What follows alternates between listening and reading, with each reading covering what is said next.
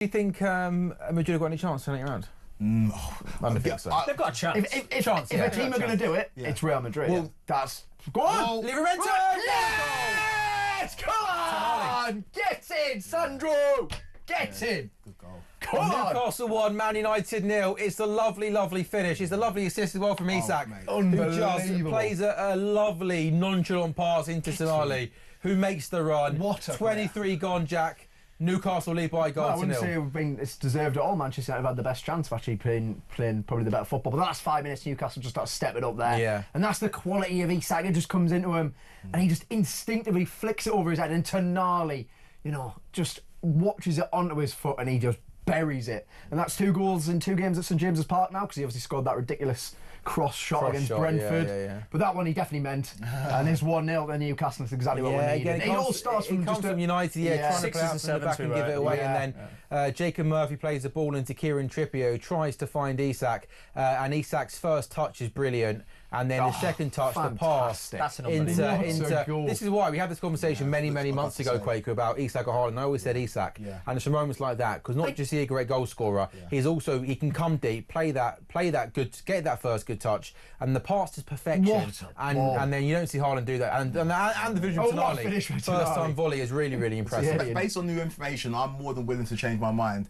And like we had this conversation earlier on in the season, I said we'll give me Haaland every day of the week. But I was adamant it was Isak. You to your credit said Isak, and there's no question about it. All round number 9. Yeah, and you like said, Haaland wouldn't do that. No, Haaland can't do that. Whereas Isak can do that, and I can understand why some people like yourself would have Isak over. That's another 30 million on the price tag. That's a great. Also, how funny when we did our little negotiation stunt earlier. Quaker's first number was 18 million. You got to start low. Newcastle made 60 million for him. Yeah, just you know 20. What I mean? And the thing is, when we signed him, there was people who were, because he hadn't had a great season at Sociedad, you know, and there was a lot of like, oh, why spend that much money on Isak? And then he was injured at the start of the season, but he ended with 10 goals in like 18 games, and then obviously it's just gone. It's just gone from there. Ryan, it comes from, again, Man United trying to play out from the back, and you just give the ball away. It's just slopping. Yeah, no, it's sloppy. Look, it looked like it was 6 and 7s at the back. We've given the ball away, and a team like Newcastle are going to punish you. And look, I'll be honest with you, it's disappointing because we have had the better chances, I would say, in this game. We had more possession up until that point. We had more touches in Newcastle's box as well. So it's just a lapse in concentration. I think it will come down to the system. You know, when you're off the ball, when you're on the ball, you'll be second guessing. Do I need to do this? Where do I need to be standing? Where do I need to go? And that's going to come along with Ruben Amorim. So Ruben Amorim's system. But look, 1-0 down. Am I shocked we're 1-0 down to Newcastle? No.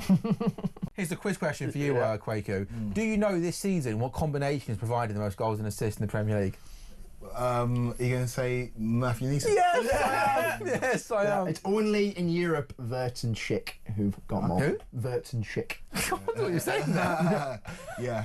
That's the player that's on Man City's radar. Wirtz and Schick. Dalot's coming forward here. He's got Garnacho to the right. He plays in Garnacho. Garnacho! Yes! That's my boy. Go on, Garner. That's what he does. Silence him. Silence him. That's what my boy does. That's what I'm talking about. There you go. He puts his fingers on his chin like that. He can't be celebrating like that. I'm not going to lie. He hasn't scored in a long time. But still, that is my boy, and that's what he does. Look, I've told you, we're over-reliant on someone like Garnacho. And one thing about him, memory of a goldfish, he goes and he goes and he goes, and he doesn't let the pressure get to him. And that is a sign of a Manchester United player. And that's why I'm backing the boy.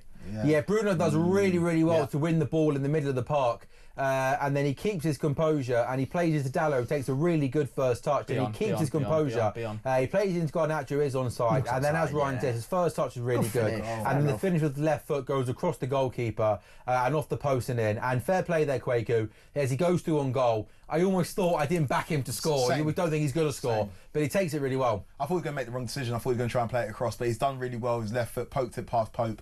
Good goal and good game. Yeah, good game. Very good game. There's actually some quality in this game compared to the Manchester derby that we had to sit through last week. Yeah. Oh goodness. And how hard was that on a serious note? Oh, and Chelsea drew 0. Not that we're complaining about our jobs, but we were sat here. Oh, you were doing the show. Kwaku and Abby.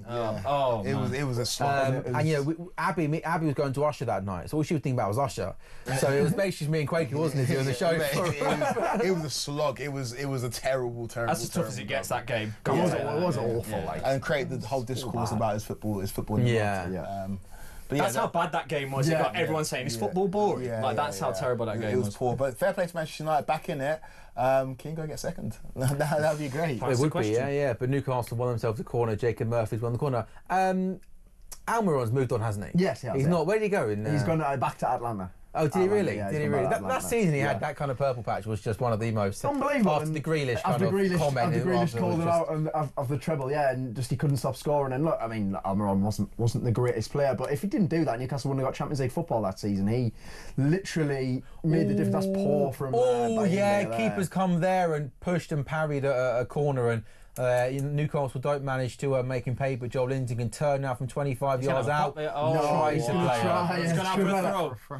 To see him in his starting 11, I was really happy because again, Hoyland needed to be dropped. It's just the case, but he offers so much. Xerxes, I have to hold my hands up and say, first couple of games he was on a bit of fraud watch for me, naturally, but. He's so good. He takes someone's soul once a game. He pops a ball through someone's leg once a game as well. He's got a bit of Barclays about him, but he can hold up really, really well. He scored, obviously, last week, and he looks like he's having a good game here. He just didn't quite get that pass off, though. Hasn't got the blistering pace that you'd like, but in terms of his play in between lines, he's amazing. And also... He's intelligent as well. He's so intelligent. Really intelligent. And I feel like he was kind of misprofiled when you signed him for Bologna. Obviously, that was a great Bologna team, but he was a player that played almost as that number 10 or second striker, and I think he's finally found his role in this United team. Yeah. And considering he was cheered off, or like, that was a Newcastle. That was the and the fact he's turned things around and he's now an important player for this team is testament to his mentality, to his perseverance, and it's great to see a player doing well. It is. It was awful him getting booed. That was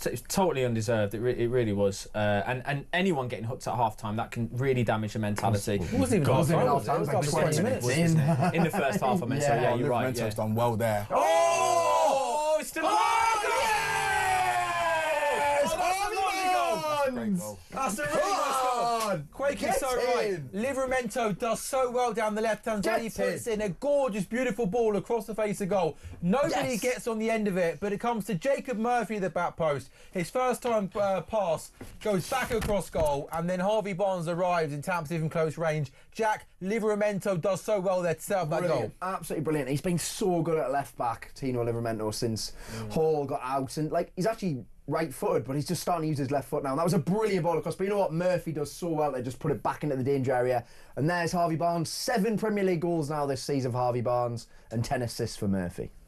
Do you know what I mean? These wingers are doing so well. But I mean, he goes past Dalot way too It's absolutely brilliant from Tino. You're almost wondering, where's Alexander Isak to put the Livramento cross in? But thankfully Murphy arrives at the back post. But there's Barnes in the middle. He just follows it in. He just sniffs out goals. He's a goal-scoring winger. United just managing to get some possession. Christian Eriksen's got the ball in Newcastle, almost looking set to. Also, Newcastle are always a man-to-man team in terms of out possession. Totally, always man-to-man. Never. Is that way or no way, right? Literally, it's literally the way we play, because it's all about the intensity and trying to be more physical than the opposition. And Newcastle have plenty of players who can do that. But I'm usually pretty confident when we don't have the ball. Usually can set up pretty nicely in defensively, with a low block and stuff. But look, this has been a good performance from Newcastle in the second half. And if you win your game in hand, you go above Nottingham Forest. We'll be quite mad when you think of the narrative of the season. Obviously, and rightly so, what Forest have done. But you could be. Oh, there's a slip. Oh, here we go. There's a slip. Barnes. Barnes. Oh, it's brilliant. He is absolutely class. He is absolutely class. That's such a good goal. What a player. Newcastle 3, Manchester United 1. Harvey Barnes scores. Mazraoui was a slip. Barnes gets the ball. He carries it. I'm thinking, Quakey, he's going to pass to Isak. He says, who cares? He takes the ball the whole way, and then he slots the ball past Bayindir. You said right at the top of the show. I said. Gordon's got a lot to do to get back in the team. What a finish. What a finish. Honestly, this is what Harvey Barnes can do. He's just so direct. He just gets the ball and his only thought is goal, goal, goal. And there he just charges through the middle and then he just smashes it in the top corner. What a finish. Yeah, it's... Don't goes wrong, Man United. Mazraoui has done an absolute he slips, to be fair. And it allows Barnes to carry the ball. Goodbye. And it's a lot... top ins as well. Absolutely. It's such a nice goal. Oh, wow. Right, is Mazraoui at fault there, or you got a bit of sympathy from there because he slips? Bit of both, maybe. I think it's a bit of both. He's at fault. He's put himself in a danger area. He's gone back on himself, and then he's lost his footing. I'm struggling to see whether he lost his footing because there was a little hand on his shoulder, or I'm not sure. But either way, It's terrible. It's terrible, and it does sum up Manchester United right now. It's 2-1. We've had all right moments in the game. Newcastle have threatened, don't get me wrong, but it's a moment like that kind of puts the game out of sight. So disappointing. Testament to those teams that are chasing those European places. They've shocked everyone. Like Forest, I know they're falling off a little bit in recent weeks, but they've been great this season. They'll still get European football, even if they don't. Yeah. They should get Champions League, but even if they don't, they'll get European football. Go on. Talking to some Forest fans who want to get top 4, top 5 rather than say that again, Quaku. There's some Forest fans that would rather get top 5 than win the FA Cup, which I think is crazy. That is Yeah. Oh really? Yeah. You saw. I don't get that because you saw what it meant for like the Newcastle Cup parade. 300,000 people out there. Like you'll remember it's it forever. Yeah, it's like don't get me wrong. When Newcastle got in the top 4, it was great. But here we go. Just giving the ball away. Here we go. Oh my goodness me. Yes. Bruno proving he's the real Bruno. Love it. Goodness me, Ryan. It's Newcastle 4, Manchester United 1. He's doing that. He's pointing to himself saying, I'm Bruno. I'm Bruno. He can say that all he wants. He doesn't lace Bruno Fernandes. Ryan, Bruno Guimaraes is on a different level to Bruno Fernandes. Is he not? I beg your pardon. Bruno Guimaraes is an absolute baller. He is different gravy. I don't even think you agree with that. No, I think you're out of order. I think you are out of order. Bruno Guimaraes for 3 years. He's not even been Newcastle's best midfielder. He's absolutely outstanding. I'm not having that. He is absolutely brilliant goal from Bruno. I nearly lost my head there. You lost your head. That's the first time you'll ever see that. Bruno Guimaraes, though, you're being harsh. He is a top player. He's a brilliant player. Come on. It's an absolute mess. He goes back to Bayern, who has the ball at his feet. He just plays an awful ball into Joelinton, who heads it forward. And it's all comes from this Bayern awful ball. Joelinton wins the header. Joelinton assist. And Bruno Guimaraes slots the ball past Bayern. But we spoke about the keepers. This is just dreadful. Well, when you talk about how you didn't want this game to go, we're currently losing 4-1, obviously, at Newcastle. We didn't want any injuries. The best player on the pitch today, in Xerxes, gets injured. Bayern steps in for Onana. We want him to have a nice, solid game. He ends up giving the ball away for Newcastle's 4th goal. So that is about as bad as it gets from a Manchester United perspective. You almost felt right that if Bayern came in, did everything right, and was solidly collected and no dramas, you could see him starting Thursday. Exactly. But if he comes and drops in this performance, you don't always think, do you stick with the more experienced goalkeeper and hope that... It's a difficult decision. I think now Onana's probably got a good chance of starting on Thursday. Yeah, I agree. I now think he's gone back into it. Sorry.